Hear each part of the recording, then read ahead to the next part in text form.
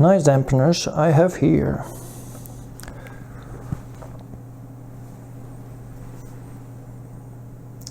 I'm not sure if you use one of those things that are called the dampeners, or we call it in Czech Vibrastop or Vibrastop.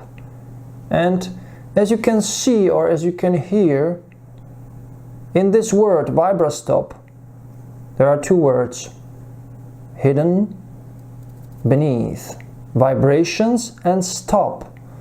So this little thing, this little rubber puppy, should stop the harsh vibrations that comes from your racket. And the question is, do they really work? And my answer is yes, of course they work. And we will discuss it in today's topic. So let's talk about dampeners. Stay tuned.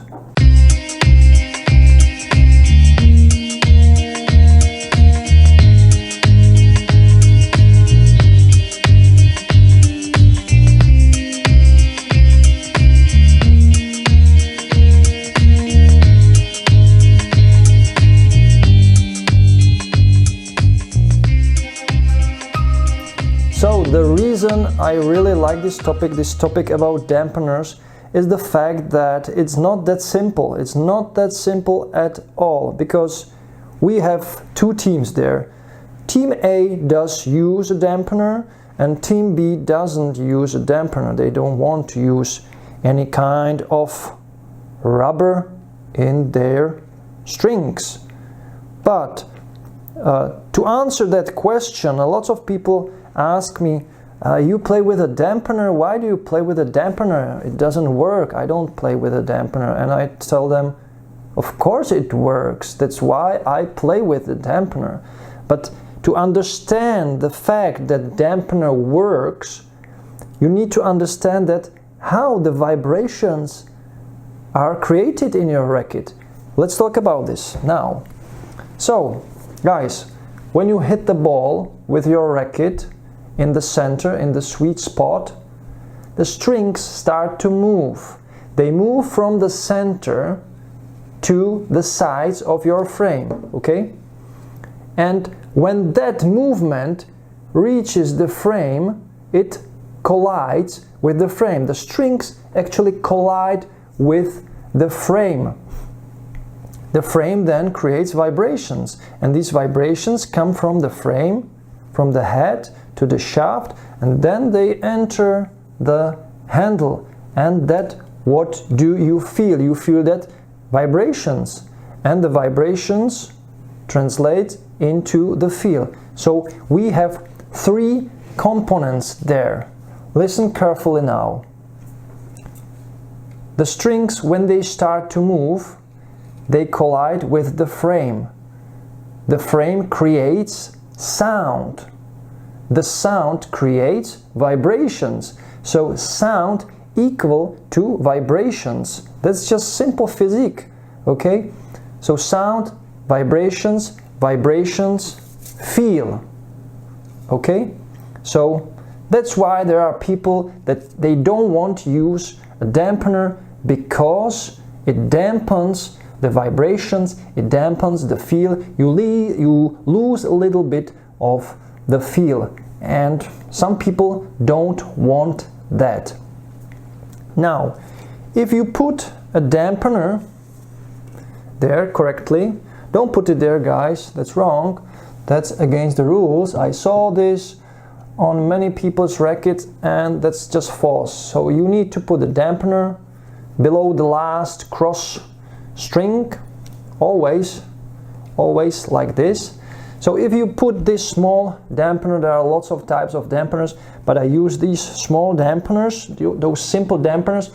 They actually dampen the center, the two center strings, the longest strings in your racket. And it's perfectly logical, because these longest strings in your racket, they create the most sound, the most vibrations. And of course, the string bed is connected, And that's why these two strings create the most vibrations, and then they go into the other strings, and then they enter the frame, the head, and then they go to the handle, to the grip, to your hand, and that's what do you feel. So basically, if you put a dampener there, you lose a little bit of feel, but I don't think it's that much of a loss. I think the benefits of the dampener are a little bit higher than the negatives. And yeah, I did make a research, I did write an article in Czech, I posted on a blog on Sport Obchod website, which I cooperate with, and I will put a link for this blog about dampeners under the video in the description. You can click on it and then translate it using a Google Translator into your favorite language. And there is a lots of information about dampeners, how they work, if they actually help you with some harsh arm issues like tennis elbow. And yes, you can read that. But now, for today's video, I made a research on how many top players do they use dampener. So I looked at the top ranking men and women, and I found out that most of the players actually use a dampener. So if those top players use a dampener, it must work, okay? It's that simple. So Novak Djokovic, Daniil Medvedev, Alexander Zverev, Andrei Rublev, Rafael Nadal, Matteo Berrettini, Casper Ruud. These are the top 7 guys, or these 7 guys in the top 10 use a dampener. There are only 3 guys who don't use a dampener: Stefanos Tsitsipas, Hubert Hurkacz, and Jannik Sinner. So 7 against 3 in the top 10 men's side. On the women's side, the situation is even more favorable for the dampeners. We've got 8 top women who play with a dampener. Ashley Barty, Aryna Sabalenka, Garbin Muguruza, Barbora Krejcikova, our Czech tennis player, Maria Sakkari, Anett Kontaveit, Paula Badoza, Iga Swiatek. And there are only 2 women in top 10 rank list who don't play with a dampener. Our Karolina Pliskova and Ons Jabeur. So the question, there is no doubt that the dampener works if so many players use the dampener. Of course, there is one guy missing because he left this top 10 ranking, our beloved and for most people the best of the best, Roger Federer. He doesn't play with a dampener, and I believe it's that, or I think he mentioned that in some videos, in some interviews. He doesn't want to anything put in his string bed that alters the feel of the racket.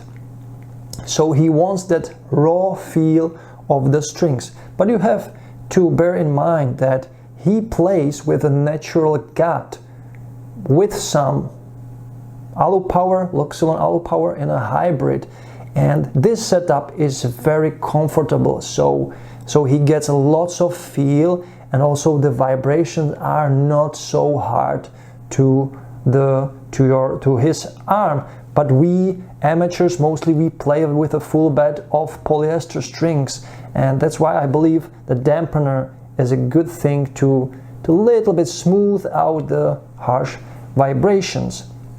So Roger Federer, no go with a dampener for him, and I believe that for his special feel, for his special style of play, it's a good thing.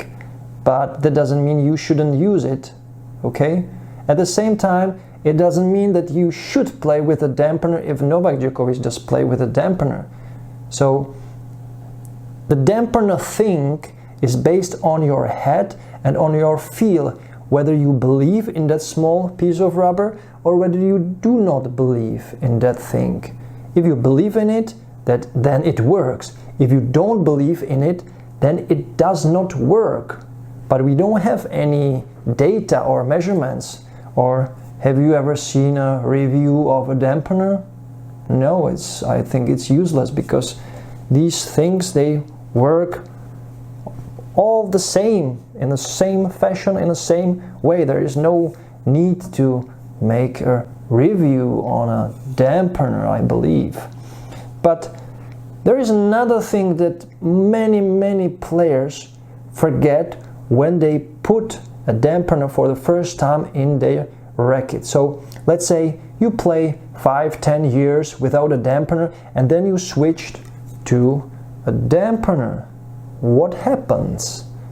Quite a lot. So I've measured all these different dampeners from Tecnifibre, Pro, Babolat, Wilson, Head, etc. There are many types. There is the heavier version of this Babolat, there is the lighter version of this Babolat dampener, and they weight from, let's say, 1.5 gram to 4 grams. This one is the heaviest, it's the bulkiest, there is the most rubber in this dampener. So what you are doing, you are not only dampening the feel, the sound and the vibrations, you're adding weight into your racket, into the head of the racket. So I measured swing weight of a racket without a dampener and with a dampener, and I found out that there can be a quite significant result when you put a dampener in it. So it can actually add up to 4 swing weight points. Okay, 4 swing weight points. So let's say you have a racket, stock racket, that has a 320 swing weight. If you put a dampener in it, it will probably have something around 323 or 324 swing weight. And you will notice that if you are an experienced player, you will probably notice that, because then the balance of the racket will shift a little bit more into the head of the racket, and that's why it creates a higher swing weight. Okay, so the dampener actually alters, it changes the feel of the play, the feel of your swing. So that's something you should consider when you are playing with a dampener. Okay, so guys, using a dampener is something that I recommend for most players. But if there's someone who doesn't want to use a dampener and he believes it will help him not to use a dampener, that's completely fine. I understand that. So don't be shy using a dampener, and don't be shy not using a dampener, because it's all about your head, whether you believe in that stuff. So the belief in everything you use when you're playing tennis is very important, makes a very important role. So whether you believe in your racket, you believe in your strings, and then you believe in the dampener. So if you believe in dampener, then it works. If you do not believe in dampener, then it don't work. Okay, we don't need any scientific data for this. It's just in your head and in your approach to your equipment, in your feel, in your play style, and yeah, that's it. It's not really that simple using a dampener, but I recommend using a dampener. So guys, let me write me a comment below this video whether you use a dampener, what type of dampener do you use and why, or whether you don't use a dampener and why don't you use a dampener, if you have some explanations for that, and what is really important for you when you are using these small rubber puppies. So Guys, let's close this topic. Thanks for watching. Thanks for everybody who subscribed to my channel. I really appreciate that. It motivates me to continue.